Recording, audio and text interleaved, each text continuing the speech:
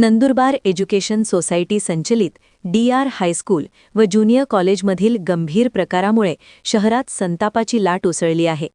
संबंधित प्रकरणात शिक्षक उमेश अशोक शिंदे याच्याविरुद्ध त्याच वर्गातील अल्पवयीन विद्यार्थिनीला फूस लावून पळवून नेल्याप्रकरणी संबंधित शिक्षकाविरोधात योग्य ती कारवाई होत नसल्याचा आरोप शिवसेना उद्धव बाळासाहेब ठाकरे पक्षाने केला आहे। अन्यथा शिवसेना स्टाईलने तीव्र आंदोलन करून ठिय्या देण्याचा इशारा देण्यात आला आहे।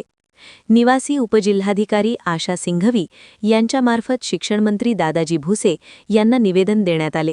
यावेळी जिल्हाप्रमुख पंडित माळी, तालुकाध्यक्ष रमेश पाटील, अल्पसंख्याक जिल्हाध्यक्ष मतरान गणी चिखलीकर, अल्पसंख्याक उपजिल्हाप्रमुख इम्तियाज कुरेशी, प्रमेश माळी, हरीश गुलाले, इम्तियाज खान, एजाज काझी, खंडू माळी, कल्पित नाईक, जगदीश वसावे, शेखर जाधव, वासुदेव माळी, अबू हरीश, संगीता खंडू माळी, वैशाली अहिरे, गायत्री माळीसह शिवसैनिक उपस्थित होते।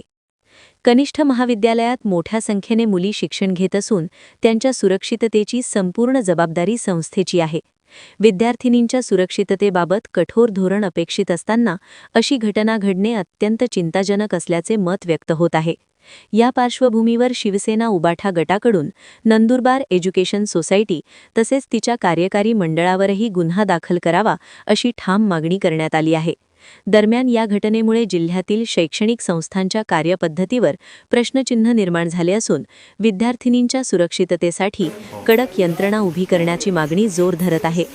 श्री न्यूज नंदुरबार। DR हायस्कूलमध्ये 11वी कॉलेजची मुलगी, तिच्यावर एक शिक्षकाने काही वर्षापासून तिच्यावर अत्याचार केलेला होता आणि संस्थाने अक्षरशः म्हणजे असे केलेलं होतं, संस्थाला माहिती होतं पण संस्थाने अंधारात ठेवलेलं आहे सर्व विद्यार्थ्यांना आणि त्या संस्था चालकांवर या विषयीचा गुन्हा दाखल करण्यात यावा, नाहीतर तीव्र आंदोलन नंदुरबार त्यांच्या शाळा कॉलेज समोर आम्ही तीव्र आंदोलन करणार आहोत।